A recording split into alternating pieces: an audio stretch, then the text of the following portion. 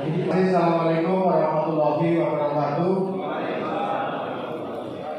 Bapak narasumber yang saya hormati, Ketua KKS beserta pengurusnya, Bapak Ibu Kepala Sekolah dan Bapak Ibu Wakil Kepala Sekolah urusan kurikulum.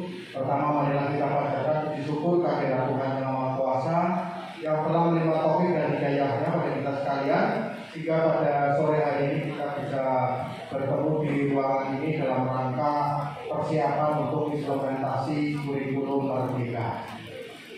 Sebelumnya saya ucapkan terima kasih yang setulus-tulusnya pada Pak Untung Supriyadi yang di tengah-tengah kesibukannya mau berbagi ilmu dengan MKKS Kabupaten Purbalingga, dan insya Allah nanti akan disambung dengan pertemuan-pertemuan yang lainnya yang lebih efektif, karena ini kan satu kabupaten. Mudah-mudahan nanti bisa per sekolah ataupun per kelompok, artinya nanti bisa lebih konsentrasi. Bapak Ibu yang saya hormati, saya tahu perasaan Bapak Ibu semuanya dari pagi sampai sore hari ini kita duduk di sini, terutama Pak Edi. Saya tahu perasaannya walaupun di sini, tapi pikirannya sudah di Ragu Domba. Mudah-mudahan nanti Pak Edi dan teman-teman termasuk Pak Untung juga mudah-mudahan nanti lancar dalam perjalanan, dan insya Allah kegiatan pada siang hari ini adalah bagian dari memajukan pendidikan di Kabupaten Purbalingga ini, sehingga mudah-mudahan selain jenengan dapat ilmu juga mendapatkan pahala dari Allah SWT. Bapak Ibu yang saya hormati, langsung saja saya ke bagian untuk menyampaikan rencana tindak lanjut implementasi kurikulum Merdeka. Ada beberapa hal yang perlu diperhatikan dalam kegiatan ini, karena ini adalah sudah akhir bulan Maret. Nanti harapannya di bulan Juli itu sudah clear muncul KOSP. Jadi istilahnya dulu adalah EKTSP ataupun KTSP, nanti istilahnya ganti menjadi EKOSP. Hanya berbeda istilah, dan ini sudah menjadi pekerjaan rutin dari Wakakurikulum dan timnya, tetapi ini perlu perhatian khusus untuk menyiapkan agar Kabupaten Purbalingga hari ini sekaligus untuk deklarasi bahwa SMK di Purbalingga nanti akan secara serempak melaksanakan kurikulum Merdeka. Di dalam pelaksanaan kurikulum Merdeka ada beberapa hal yang perlu diperhatikan. Yang pertama adalah persiapan.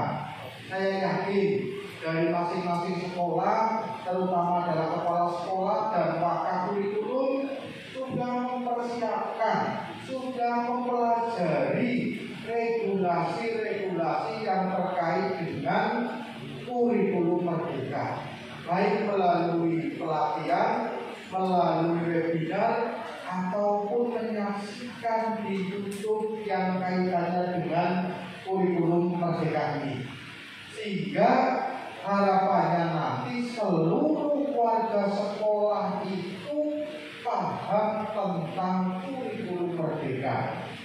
Karena pelaksanaan kurikulum di sebuah sekolah itu bukan hanya tanggung jawab dari kepala sekolah, dari Wakakurikulum saja, tetapi seluruh warga sekolah harus paham kaitannya dengan kurikulum yang akan dilakukan di sekolah kita masing-masing. Kemudian ini saya hanya menggambarkan, artinya bahwa deadline waktu ini nanti terserah dari sekolah Bapak Ibu semuanya.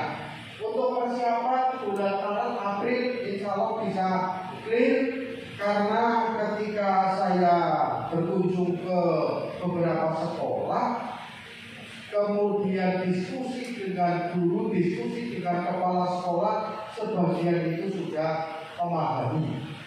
Dan perlu saya laporkan Pak untuk di Kabupaten Purbalingga ini mungkin sudah hampir 50% yang sudah mencoba untuk mendaftar di kurikulum Merdeka. Hanya memang berbeda-beda tahapannya.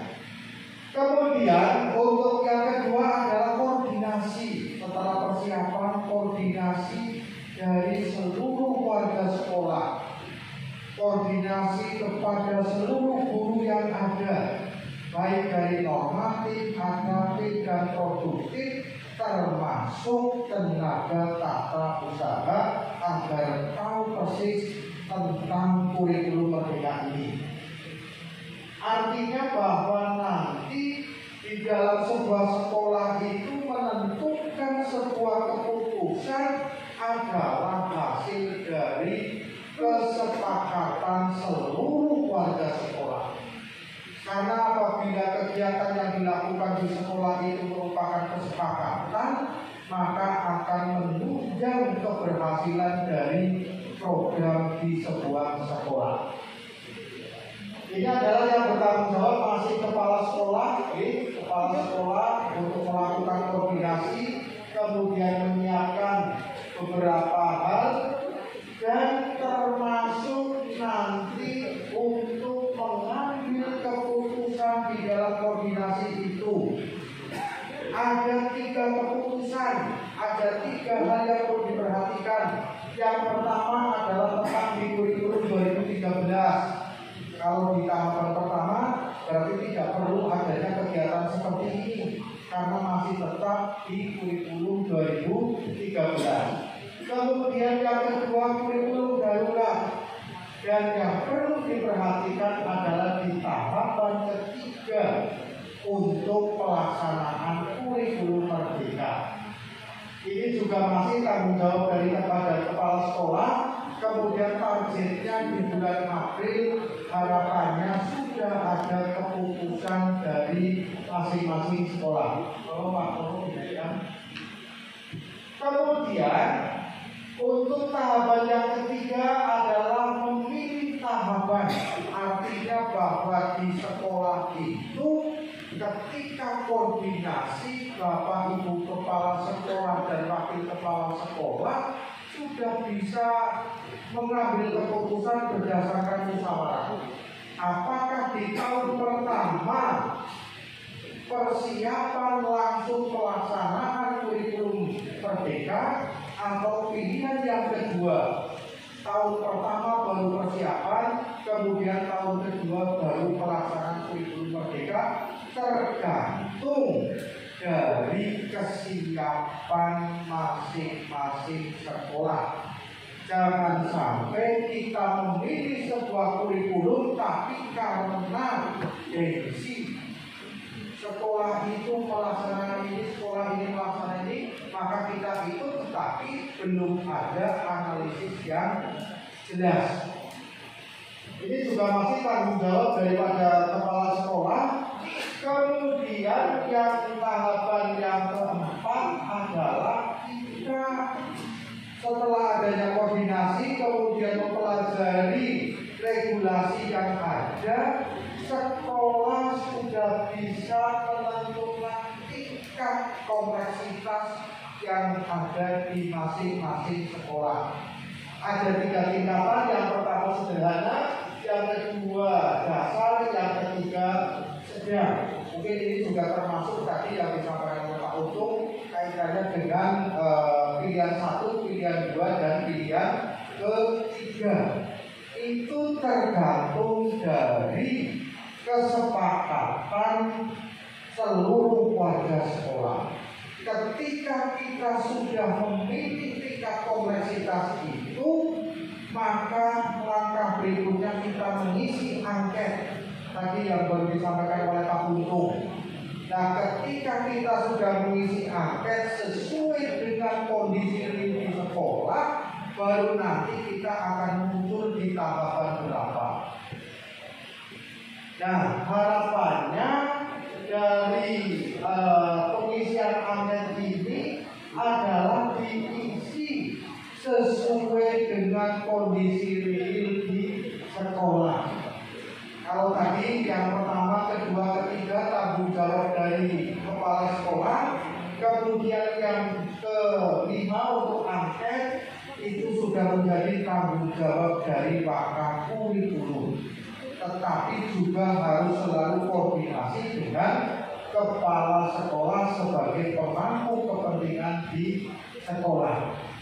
Nah, kemudian tahapan yang keenam adalah membentuk tim pengembang kurikulum. Saya kemarin ketika PPKKS di beberapa sekolah masih ada yang pemahamannya kurang pas. Artinya ketika ditanya tim pengembang sekolah, menunjukkan tim pengembang kurikulum. Ada ketika ditanya tim pengembang kurikulum, menunjukkannya tim pengembang sekolah. Nah, kaitannya dengan kurikulum adalah tim pengembang kurikulum, sehingga nanti wakil kurikulum itu tidak bekerja sendiri, tetapi ada timnya. Karena ketika kita menggunakan kurikulum merdeka, tugas daripada tim pengembang kurikulum ini nanti sangat banyak. Yang pertama adalah mengatur pelatihan guru. Karena kita nanti ketika sudah mendaftar di kurikulum merdeka, kemudian sudah terdaftar resmi, nanti ada beberapa program pelatihan guru. Nah, ini yang mengatur adalah ketua tim pengembang sekolah harus punya data guru A, guru B, guru C, sehingga nanti harapannya ketika guru di sebuah sekolah secara merata mengikuti pelatihan yang kaitannya dengan kurikulum merdeka. Kemudian yang kedua adalah membentuk koordinator pembelajaran berbasis proyek. Karena nanti harapannya kaitannya dengan teaching factory, kaitannya dengan kelas industri adalah sudah mengarah kepada pembelajaran berbasis proyek. Dan ketika kita berbicara pembelajaran berbasis proyek, ketika kita berbicara tentang teaching factory, dipahamkan semuanya bahwa yang kaitannya teaching factory bukan hanya milik guru produktif saja, tetapi perlu dukungan dari semua guru yang ada di sekolah itu. Normatif, adaptif, dan produktif kolaborasi, terutama adalah di dalam pembelajaran sistem blok. Kemudian yang ketiga, tugas tim pengembang sekolah adalah menyusun KOSP, yang dulu istilahnya adalah KTSP. Ketika kita menggunakan kurikulum merdeka, istilahnya ganti menjadi KOSP, kurikulum operasional satuan pendidikan. Monggo kita benahi mulai dari sekarang. Jangan ketika kita menyusun KTSP, menyusun KOSP hanya mengkopi dari sekolah lain. Yang lucu kadang-kadang dikopi, atasnya diganti, tapi bawahnya lupa tidak diganti. SMK Negeri 1 Rembang, tapi di bawahnya masih ada kata-kata Wanayasa. Ada yang dari Rembang ini, dari Rembang. Nah, itu dulu waktu saya di Rembang. Kalau boleh sekarang saya kira tidak. Mungkin tidak. Dulu saya pernah seperti itu karena mendesak waktunya. Dan mumpung ini masih ada waktu, monggo, Pak Budi mengkopi dari Cilacap monggo, tapi itu hanya sebagai referensi, disesuaikan dengan kondisi sekolah kita masing-masing, terutama alamat yang kecil-kecil itu dilihat dulu ya, kadang-kadang itu terlupakan. Kemudian juga untuk kondisi real di sekolah yang satu dengan sekolah yang lain kan berbeda. Itu juga juga untuk dilihat. Kemudian yang keempat adalah menyiapkan contoh perangkat kurikulum merdeka. Tadi sudah disampaikan banyak hal oleh Pak Untung. Memang ada beberapa perangkat pembelajaran di dalam kurikulum merdeka agak sedikit berbeda. Karena memang arah daripada kurikulum merdeka adalah pembelajaran yang berbasis pada siswa. Ada beberapa hal yang perlu disiapkan yang kaitannya dengan perangkat pembelajaran. Yang pertama adalah KWSP. Ini jelas di bulan Juni nanti kita harus sudah clear karena untuk mengajukan perizinan KWSP. Kemudian setelah KWSP yang kaitannya dengan capaian pembelajaran, ini maka kurikulum harus mempelajari dengan jelas, dengan detail sebelum guru-guru yang lain paham tentang capaian pembelajaran. Harapannya maka kurikulum kepala sekolah sudah paham terlebih dahulu. Kemudian yang ketiga adalah alur tujuan pembelajaran. Ini adalah merupakan hal yang baru sehingga mohon kita pahami dulu sebelum nanti masing-masing sekolah mendatangkan Pak Untung. Maka di sekolah mempelajari dulu nanti yang hal-hal yang belum jelas. Ketika kita mengundang Pak Untung, dengan semuanya sudah punya bahan-bahan untuk ditanyakan. Tanyanya ke Pak Untung saja, jangan ke Pak Kasihnya karena Kasihnya belum begitu paham. Kemudian yang keempat adalah modul ajar. Ini juga mohon untuk disiapkan mulai dari sekarang yang kaitannya dengan modul ajar, mungkin koordinasi dengan bendahara BOS, bendahara BOP, agar nanti ketika sekolah sudah clear melaksanakan kurikulum merdeka, terutama yang kelas 10 nanti mempersiapkan modul ajar, kemudian yang kelima mempersiapkan bahan ajar, yang keenam asesmen, dan yang terakhir adalah strategi. Ini yang penting adalah yang ketujuh. Artinya bahwa sebuah sekolah dengan kondisi yang berbeda-beda maka harus punya strategi untuk mencapai keberhasilan dari pelaksanaan kurikulum merdeka ini.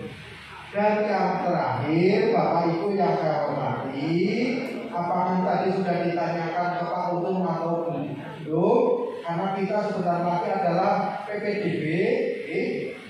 Ketika sekolah SMK sudah menetapkan kurikulum merdeka, maka nanti di dalam kuota PPDB harapannya untuk memperhatikan kuota yang kelas 10 sesuai dengan daya tampung dari masing-masing sekolah. Tetapi sedikit berbeda.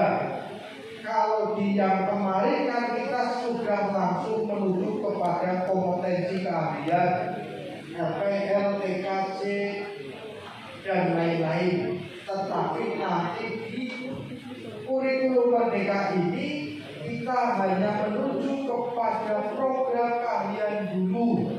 Kemudian nanti konsentrasi keahliannya muncul di kelas 11. Tetapi tetap memperhatikan rombongan belajar ataupun kuota yang ada di masing-masing sekolah. Dan yang terakhir sekali dari titik dari cabang dinas sudah mengirimkan link untuk pengisian kuota PPDB di tahun 2022-2023. Monggo untuk diisi sesuai dengan kuota tahun yang kemarin. Ketika akan menambah harus ada analisis yang jelas dari ruang belajarnya, dari gurunya, dari fasilitasnya, termasuk sekolah-sekolah yang mengajukan penambahan program kalian ataupun kompetensi kalian. Sebelum ada izin resmi, maka jangan dulu dimasukkan di penambahan rombongan belajar. Itu saja Bapak Ibu yang saya hormati. Saya sambil melihat Pak Edi kayaknya sudah bisa sekali, karena yang paling jauh adalah Pak Edi harus pulang ke Tandu Lokal, dan biasanya jam-jam segini sudah takut dari sekolah. Dan terima kasih atas kehadiran Bapak Ibu semuanya. Mudah-mudahan, monggo Pak, Bu.